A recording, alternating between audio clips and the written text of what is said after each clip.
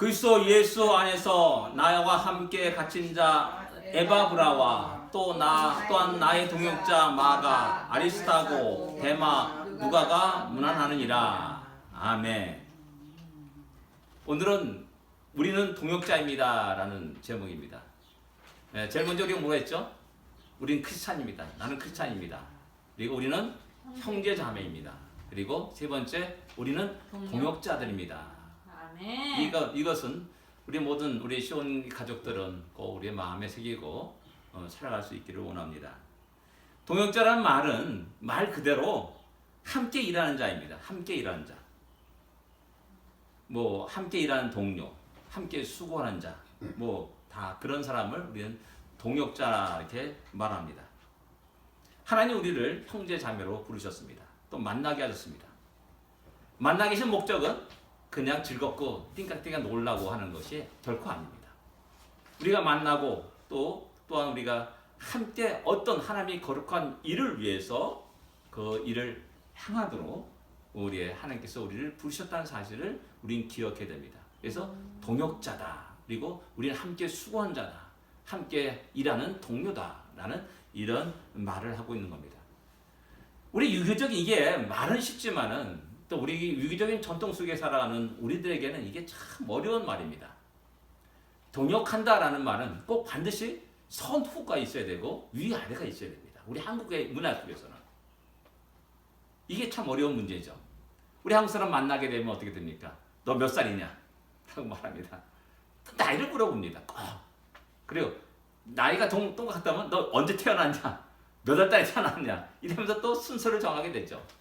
그래서 12월 31일 태어난 사람하고 그 다음에 1월 1일 태어난 사람하고 천지 차이입니다. 연도가 다릅니다. 해가 다르고 띠가 다르게 되고 이래가지고 서로 이렇게 우스갯소리로 이렇게 이야기하는 것을 이렇게 많이 보게 됩니다. 군대 가면 또 선임과 후임을 나눕니다. 참 고약합니다. 이게 몇 개월, 1개월 정도 이렇게 군대 먼저 왔다가 해가지고 완전히 왕노릇하고 이런 모습이 많이 일어납니다. 그리고 특별히 해병대, 해병 전후회 같은 게 있는데 해병대 같은 몇 기 출신이냐 이러면서 한 번 해병은 영원한 해병이다 라면서 그 기수에 대해서 철저히 경례하고 하는 이런 우스갯소리 드라마라든지 영화에서도 우리 쉽게 이렇게 만나게 되고 접하게 됩니다. 이게 우리나라의 모습입니다. 서로 간에 위아래를 따지게 되고 또 그것을 살피게 됩니다. 그래서 언어도 또 역시 마찬가지. 우리 한국의 언어는 참으로 이 수직적인 언어가 많이 발달되어 있습니다. 윗사람한테 하는 말과 아랫사람한테 말이 많이 다릅니다. 어떤 애한테 야, 저 할머니 모시고 식사하라 그래. 그랬더니 할머니 밥 먹어. 이렇게 한다면 큰일 나는 겁니다.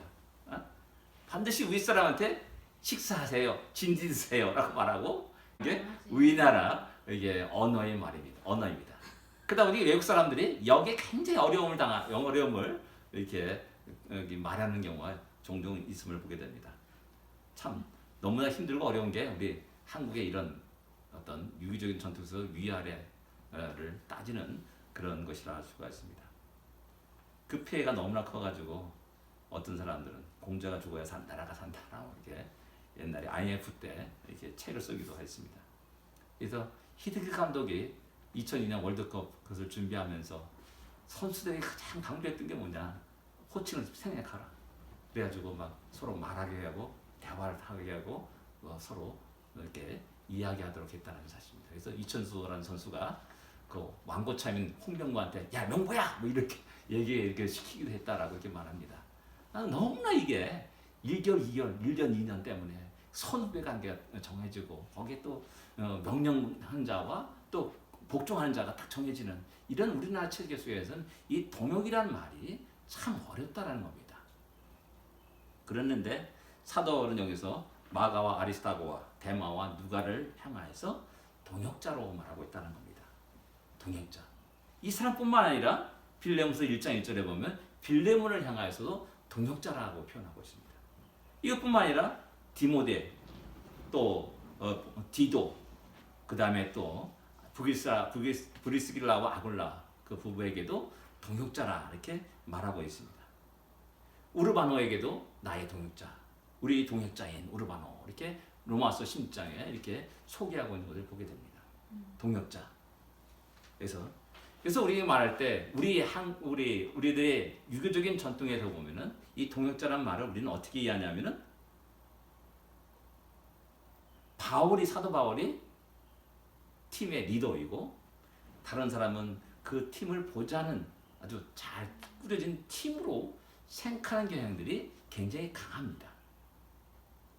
그런데 과연 사도 바울이 나의 동역자다.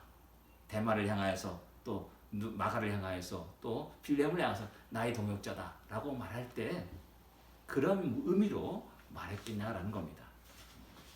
이 동역자란 말은 그냥 함께한다라는 접속사와 일한다라는 접속 두 단어가 결합된 말입니다. 말 그대로 함께하는 겁니다. 동료 일꾼입니다. 그래서 영어 성경은 fellow worker라고 이렇게 다 번역되어 있습니다. 함께 일하는 자, 함께 수고하는 자, 그런 걸 말하는 겁니다. 보조 역할을 하는 자들이 아니라 이들도 다 하나님의 부르심을 받고 각자의 달란트대로 하나님의 일을 하는 동역자라는 생각을 가지고 사도 바울은 말하고 있는 겁니다. 그렇기 때문에 언제나 명령형이 아닙니다. 그들 하나하나를 인격적으로 대우하고 있고 인격적으로 존경하고 있다는 사실을 발견할 수가 있습니다. 함부로 대하지 않았습니다. 하나님 목적과 뜻에 따라서 마가도 나의 동역자라 이렇게 부르고 있다는 사실입니다. 마가 어떤 사람입니까? 1차 전도여행 때 함께 동행했던 사람입니다. 근데 너무나 힘들어가지고 중간에 빠져나와가지고 자기 집으로 예루살렘으로 돌아가는 사람이었습니다.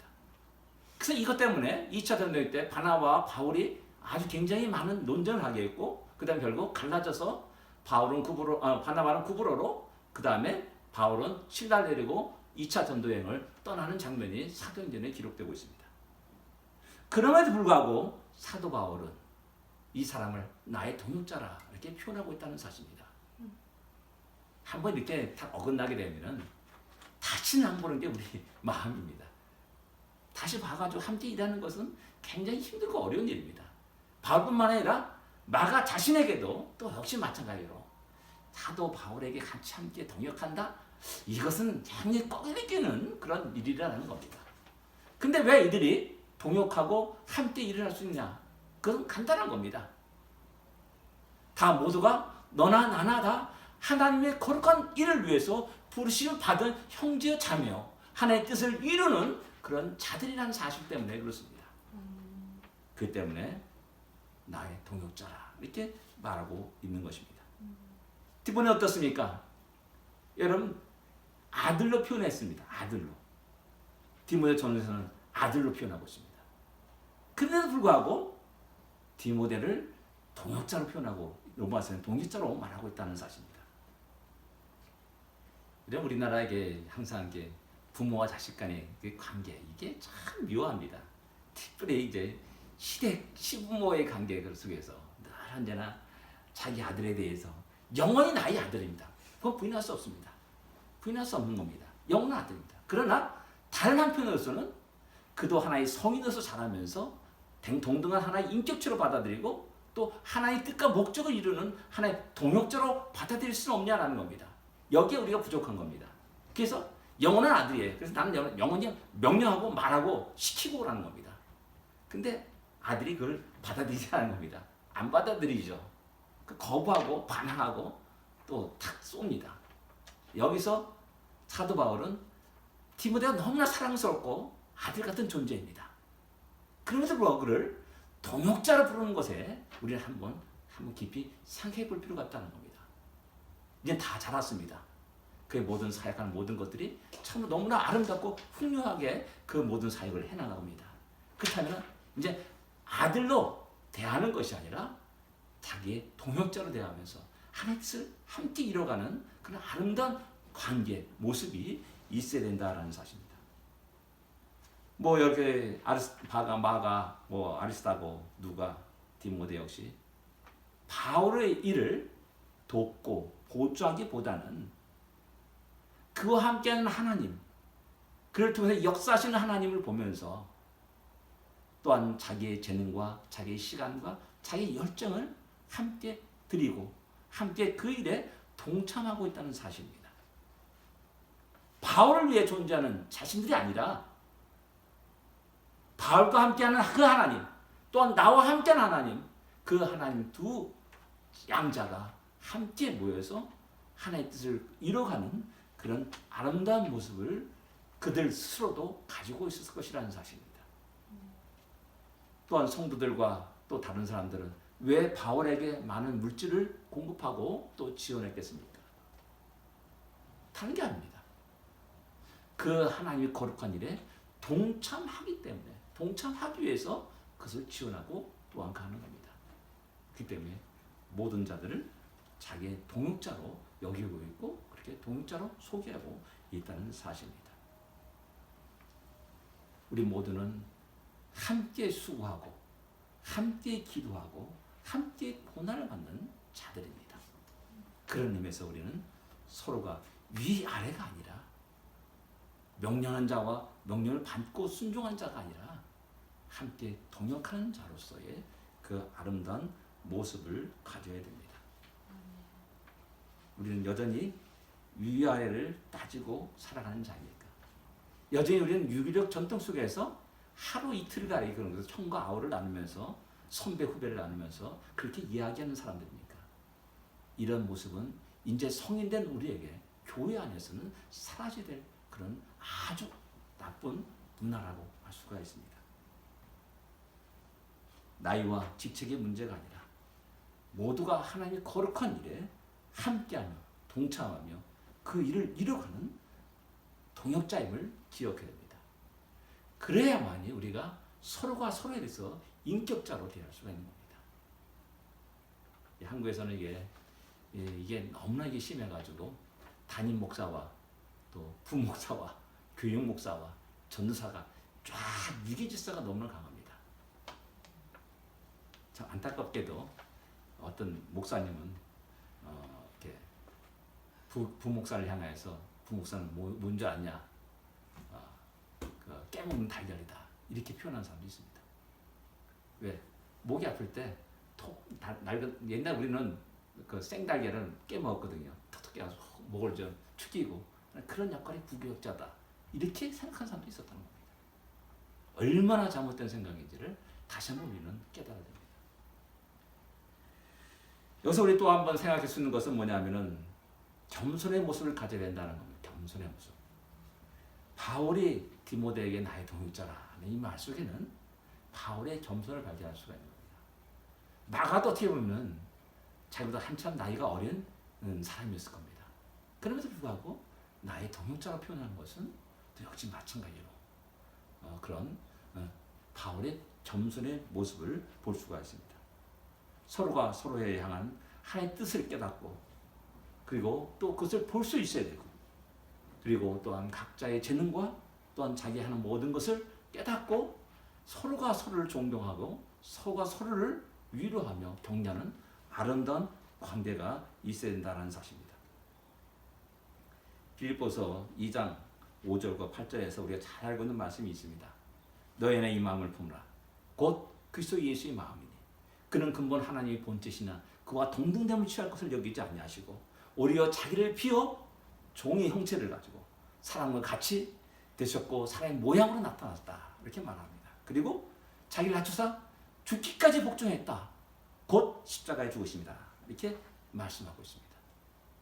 우리 모든 성도들에게 바로 이런 마음 속에서 서로 그리스도의 마음을 품고 서로 낮아지고 겸손한다는 말이 뭡니까? 그 사람 살아온 인생들을 귀담아 듣는 겁니다. 그를 통해서 일하신 하나님의 뜻을 듣고 존경하는 겁니다. 존중하는 겁니다. 그러니까 서로가 서로에 대해서 존경할 수 있고 또 서로가 서로의 말을 들을 수 있다는 사실입니다. 그렇게 되면 그 동역의 관계가 원활하게 돌아가게 됩니다. 그렇지 못하고 어느 한편이 일방적으로 이야기하고 일방적으로 듣는 그 관계가 계속 5년, 10년, 20년도 계속 가게 된다면 그 관계는 절대 동역이라고 말할 수가 없는 겁니다. 우리 한국의 내비게이터 선교회를 잠깐 제가 다닌 적이 있습니다.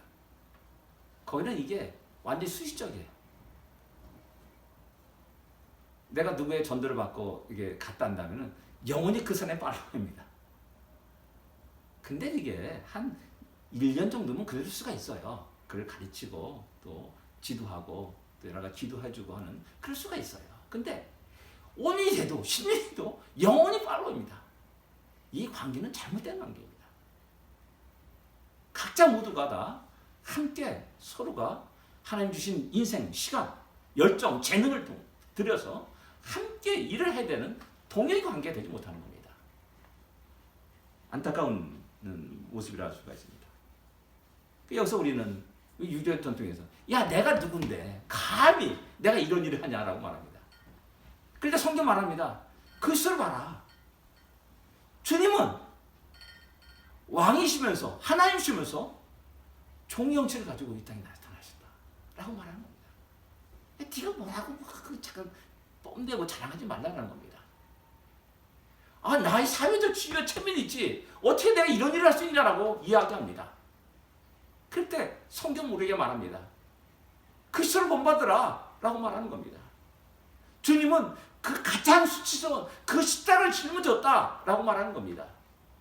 여러분 십자가를 짊어졌다는 게 뭡니까? 세상의 모든 사람들이 조롱거리가 됐다는 겁니다. 여러분 십자가에 우리 보통 뭐 요즘 하도 화려하게 멋있게 뭐 불빛 멋있게 이렇게 꾸며가지고 딱 나가지고 야 참 멋있다라고 얘기할 줄 모르더라도 원래 십자가는 뻘거벗은 채 매달리는 겁니다. 세상의 모든 사람들이 그 모습을 보는 겁니다. 너무나 수치스러운 겁니다. 주님께서도 그렇게 낮아치는데 너 지위와 체면이 뭐냐? 사회 지위와 체면이 뭔데? 그걸 주장하면서 이렇게 버티고 살아가느냐? 라고 말하는 겁니다. 그래서 사도 바울은 빌립보 교회 성도들에게 얘기합니다. 너희 안에 이 마음을 보라. 곧 그리스도 예수의 마음이다. 라고 말하는 겁니다. 그는 하나님이셨다. 그러나 그 종의 형체를 가지고 이 땅에 우리가 나타나셨고 온전히 하나님의 말씀에 복종하시면서 죽기까지 복종하셨다라고 말하는 겁니다. 내가 누군데 내가 그런 역할을 할 수 있느냐 감히 이렇게 이야기하는 사람도 많이 있습니다. 우리 주님은 겟세마네 동산에서 나의 뜻을 하지 마옵시고 아버지 뜻을 하옵소서 라고 기도합니다. 철저히 아버지 하나님, 성부 하나님의 뜻에 철저히 순종하고 복종했던 우리 주님의 모습을 볼 수가 있습니다. 바로 그럴 때 이 동역의 관계는 더욱더 발전하고 아름답게 하나님께 영광을 돌리는 모습으로 나타나게 되는 겁니다. 우리의 교회 성도들이 그런 아름다운 모습 속에서 함께 하나님의 뜻을 이뤄가는 그런 놀라운 일들이 있기를 원합니다. 또한 우리는 하나님의 뜻을 분명히 알아야 됩니다. 하나님의 뜻을 모르고는 결코 온전한 순종을 할 수가 없고 온전한 헌신을 할 수가 없고 온전히 충성을 다할 수가 없다는 사실입니다. 지난 주간인가요? 신문에 기사 읽다가 깜짝 놀란 기사를 봤습니다. 참 너무나 어처구니 없는 이게 한국교회인가라는 그런 생각이 들 정도로 그런 기사를 읽게 됐습니다. 그 기사는 뭐냐면은 제자 훈련한답시고 그 훈련에 참석한 사람에게 인분을 먹도록 강요했다는 겁니다. 이 엄청난 이게 과연 제자 훈련이라는 겁니다. 제자 훈련이라는 겁니다. 까야라는 거예요. 그들은 뭐 의도는 좋아요. 순종과 복종을 가르치기 위해서 뭐 한다라고 말하지만 이건 해도 너무한 거 아닙니까? 거기 또 맹종하는 사람도 있습니다. 제가 늘 우리 교회 성도들에게 얘기하지만은 믿음은 절대 맹종이 아닙니다. 성경 우리에게 맹종을 요구하지 않습니다. 예수를 깊이 생각하라. 히브리서 3장 1절에 말씀하고 있지 않습니까? 예수를 깊이 생각해야 됩니다. 진정 내가 생명을 보고 따를 수 있는 사람인가? 깊이 생각하라는 겁니다. 그리고 내 이성을 통해서 결단하고 나의 생명을 나의 모든 것을 드리려 할 것을 갖다 우리에게 요구하고 있다는 겁니다. 우리는 믿음을 너무나 맹종으로 생각하는 경향이 너무 많은 겁니다. 이런 관계는 절대 성숙한 동행의 관계가 이루어질 수 없습니다. 우리 모두가 각자로 향하신 하나님의 뜻을 알고 주의 말씀이 무엇인지를 알고 이 시대 우리에게 향하신 삶이 무엇인지를 알고 함께 일하는 겁니다. 이럴 때 동료의 관계가 온전히 성립되게 되는 겁니다. 여러분들 충성이라는 단어가 뭡니까? faithfulness입니다. faith, 여러분들 다 아듯이 믿음이라는 단어입니다. full, 꽉 찼다는 말입니다. faithfulness, 꽉 찬 그 상태가 충성, 성실함으로 번역된 성경의 단어입니다. 우리 충성하면 뭡니까? 막무가내로 나의 죽음께 생명을 바쳐서 드리는 것을 충성이라는 얘기입니다. 잘못되고 관계없어요. 나의 죽음께 나의 생명을 바친다. 이런 개념이 있어요. 우리 한국의 사람들에게. 그래서 성경도 충성이라는 단어를 갖다가 그런 식으로 이해하고 또 그런 식으로 생각하고 말합니다. 절대 그게 아니에요. 믿음이 있어야 됩니다. 믿음이 충만해야 됩니다. 믿음이 충만하면은 자연스럽게 그의 모든 삶은 성실할 수밖에 없어요. 그리고 하나의 뜻에 온전히 자기를 쳐서 복종시키는 충성함이 드러날 수밖에 없는 겁니다. 그래서 여기서 성경은 그 단어를 갖다가 성실함이다, 충성이다 라는 단어로 번역하고 있는 겁니다. 알아야, 바르게 알아야 충성할 수 있고 성실하게 살아갈 수 있고 농땡이 안 부릅니다. 난 열심히 일하는데 옆에서 농땡이 막 땡땡땡 노래 부르고 막 그런데 하면 얼마나 짜증납니까? 아니잖아요. 성실함이 있단다면, 믿음이 충만하다 한다면, 하나님의 은혜를 받고 살아간다면 무엇보다도 하나님을 위해서, 그 말씀을 위해서, 주의 복음을 위해서 자기의 삶을 드리고 자기의 재능을 드리고 자기의 모든 열정들을 들어가는 삶이 자연스럽게 일어나게 되는 것이죠. 그런 사람이 모이게 되면 자연스럽게 동역의 관계가 이루어지게 되는 거고 그 동역은 더욱더 아름답게 한 나라의 역사를 뒤바꿔 놓고 한 시대의 역사를 뒤바꿔 놓고 한 시대의 역사의 방향을 뒤바꿔 놓는 그런 일로 나타날 수밖에 없다는 사실입니다. 그런 동역의 관계로 더욱더 우리의 관계가 성숙되어야 되고 발전해 나가야 됩니다. 자신을 부른 하나님의 뜻과 목적을 우리는 분명히 알아야 됩니다. 또 우리를 서로 만나게 한 하나님의 뜻과 목적이 무엇인지를 분명히 알아야 됩니다. 왜 이곳에서 우리를 만나게 했고 우리가 하나가 되게 했는가를 갖다가 또 우리는 이해할 수 있어야 됩니다. 이 어려운 재난 시대, 재앙의 시대를 살아갑니다. 이 시대에 우리의 사명은 무엇인가를 갖다 우리 각자는 알고 함께 동역할 수 있는 우리가 되어야 됩니다. 이 동역 관계는 한 사람만 필요한 것이 아닙니다. 여러 사람이 함께 하기를 원하는 겁니다. 그래서 사도 바울은 말합니다. 나는 심었고 아볼로는 물을 주었을 때 자라게 하시는 이는 하나님이시다. 이렇게 말씀하십니다. 각자 자기의 역할이 다 있는 겁니다. 하나님 부르신 달란트가 있는 겁니다. 그 달란트를 사용하고 하면서 하나님의 거룩한 뜻을 이뤄가는 아름다운 동료의 관계가 우리 교회 안에 풍성히 일어나기를 원하고 또한 기도하는 겁니다. 기도하겠습니다.